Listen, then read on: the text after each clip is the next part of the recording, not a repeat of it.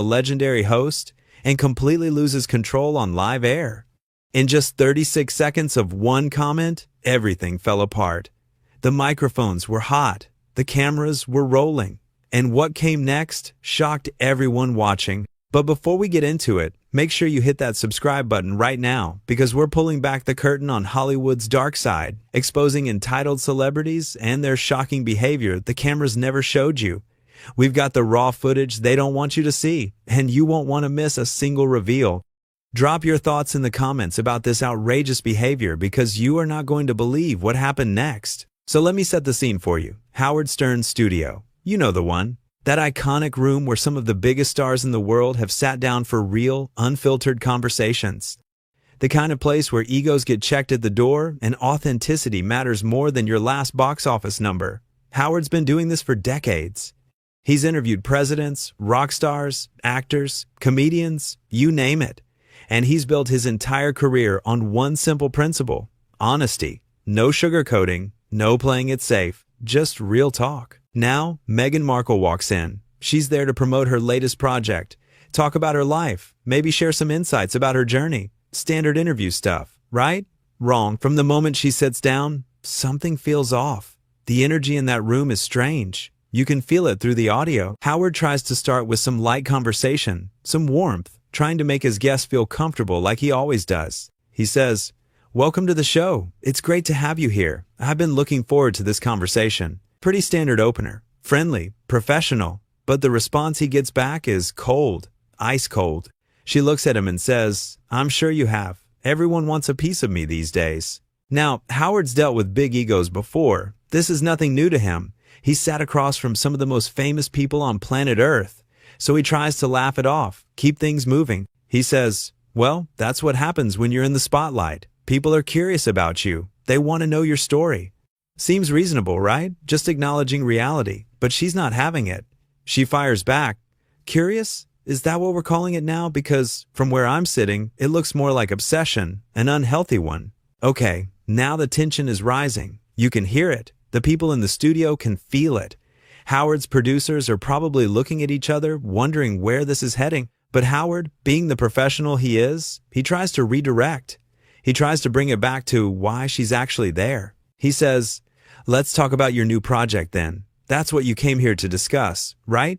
Tell the audience what you've been working on." Simple question, open-ended, giving her the floor to talk about whatever she wants. But instead of taking the opportunity, she decides to go on the attack. She says, "You know what, Howard? I came here thinking this would be different, that you would be different, but you're just like all the rest, trying to pry into my personal life, trying to get me to say something controversial so you can have your little viral moment." Now, anyone who knows Howard Stern knows that's not how he operates. Sure, he asks tough questions. Sure, he pushes boundaries.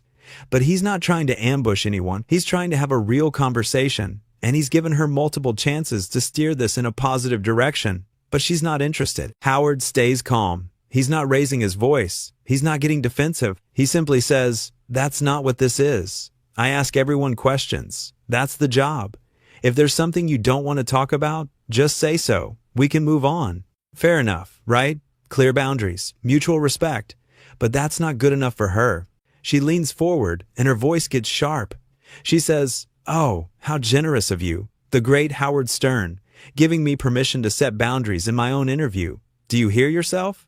Do you understand how condescending that sounds?" The studio has gone completely silent. Dead air. Which, in radio, is like a cardinal sin. But nobody knows what to say. Howard's trying to process what's happening. His co-hosts are frozen, and she's just sitting there, staring him down like she's expecting an apology. Howard takes a breath. He's still professional, still trying to salvage this. He says, "I'm not trying to be condescending. I'm trying to have a conversation with you. But if you're not interested in that, I don't know what you want from me." And that's when she completely snaps. She stands up, not like she's getting ready to leave, but like she's getting ready to make a point. And she points her finger directly at Howard and says, "What I want?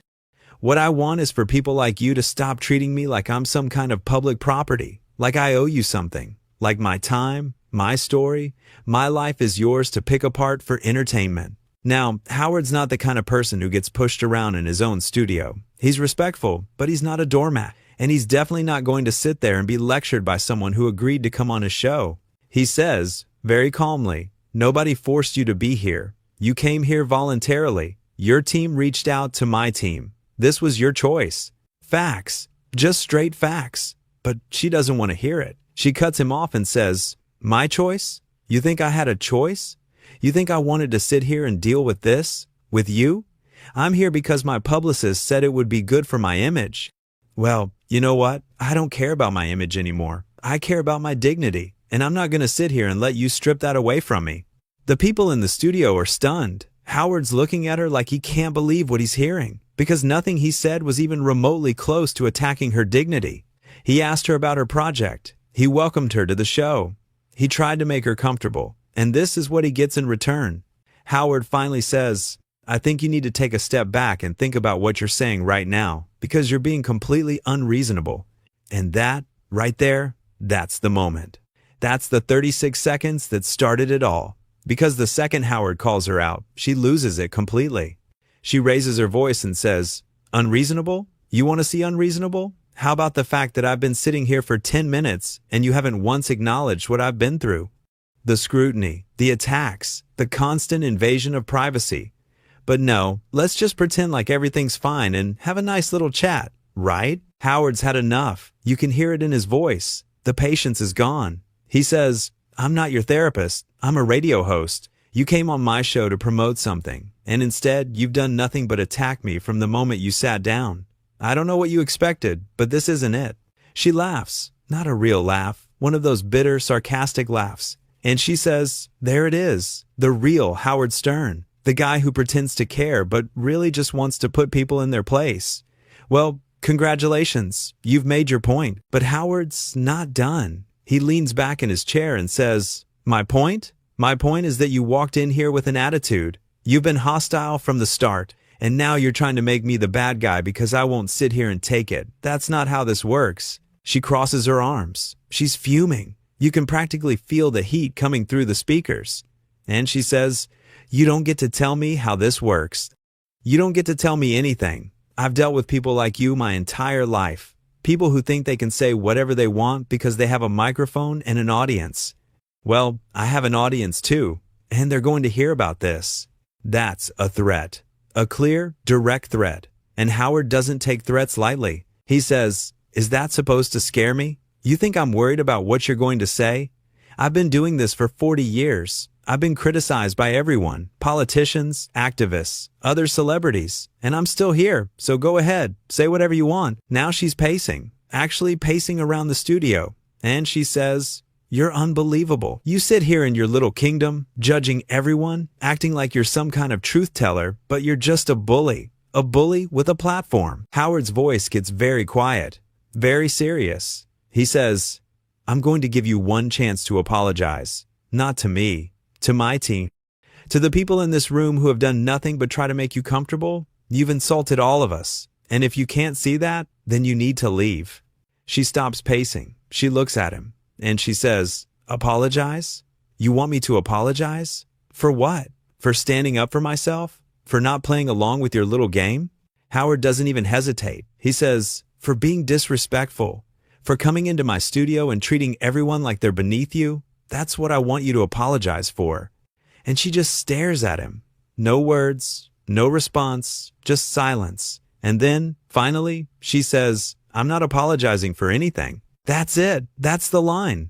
Howard presses a button on his console and says to his producers, get her out of here. We're done. Security gets called.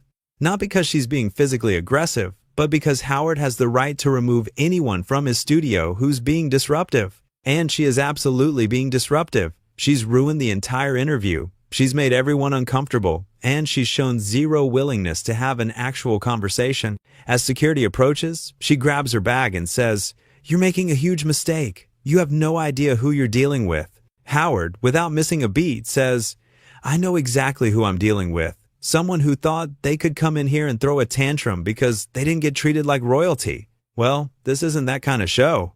She walks toward the door, but she can't resist getting the last word in. She turns around and says, your show is a joke. You're a joke, and everyone's going to know about this.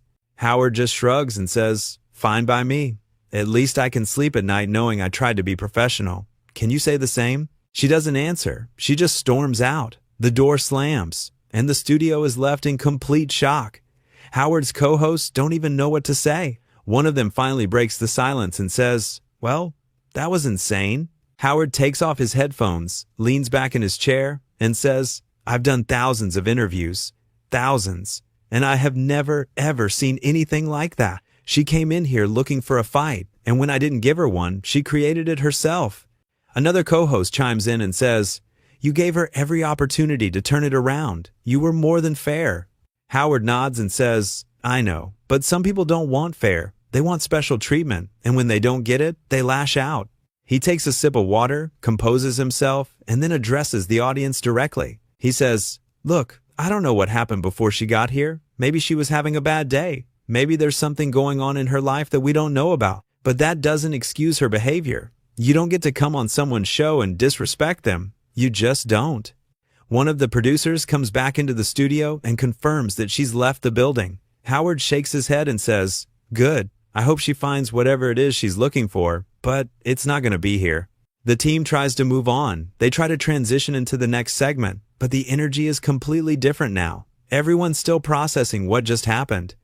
Because it's not every day that a guest gets kicked off the show. In fact, it's extremely rare. Howard's known for giving people chances, for letting them speak their minds. But there's a line, and she crossed it. Howard eventually says, "You know what the worst part is? We could have had a good conversation. We could have talked about real things. But she didn't want that. She wanted drama. She wanted conflict. And now that's all anyone's going to remember." He's right. Because no matter what she does next, no matter what project she works on, this moment is going to follow her. The moment she got kicked off Howard Stern's show. The moment she showed the world who she really is when things don't go her way. And here's the thing. Howard didn't want it to go down like that. You can hear it in his voice. He's disappointed, not angry, not vindictive, just disappointed. Because he respects his guests. He respects the craft of interviewing. And when someone comes in and treats it like a joke, it bothers him. He says to his team, "I've interviewed people who've been through hell, real trauma, real pain, and they've managed to sit here and have a civil conversation. But somehow, someone who has everything, who's lived a life most people can only dream of, can't handle a few basic questions. It's baffling." One of his co-hosts says, "Some people just can't handle not being in control." Howard agrees. He says, "That's exactly it. She wanted to control the narrative. She wanted to dictate how this went. And when she realized she couldn't, she fell apart." The rest of the show continues, but there's a cloud hanging over it. Everyone's still talking about what happened. Listeners are calling in. Some are defending her. Most are not. They're saying she was out of line, that Howard was patient, that she embarrassed herself. And that's the truth of it. She came into that studio with an agenda. Maybe it was to make herself look strong. Maybe it was to prove a point. But whatever it was, it backfired spectacularly. Because instead of looking powerful, she looked petty. Instead of looking confident, she looked insecure. And instead of controlling the narrative, she lost control completely. Howard wraps up the show by saying, "I don't take any pleasure in what happened today. I really don't. But I'm not going to apologize for standing up for myself and my team. We work hard. We try to put on a good show. And we deserve respect, just like anyone else." And that's the real lesson here. Respect. It doesn't matter how famous you are. It doesn't matter how successful you've been. If you can't treat people with basic respect, you're going to have a problem. And that's exactly what happened in that studio. She thought she could walk in and do whatever she wanted. She thought her status would protect her. But Howard Stern doesn't care about status. He cares about authenticity. He cares about real conversations. And when you're not willing to have one, you don't belong in that chair. So there you have it. The full story of what went down when Meghan Markle got kicked off Howard Stern's show. 36 seconds of one comment turned into a complete meltdown. A veteran broadcaster trying his best to keep things professional. And a guest who just couldn't get out of her own way. Make sure you leave your thoughts in the comments. Do you think Howard was right to kick her out? Or should he have handled it differently?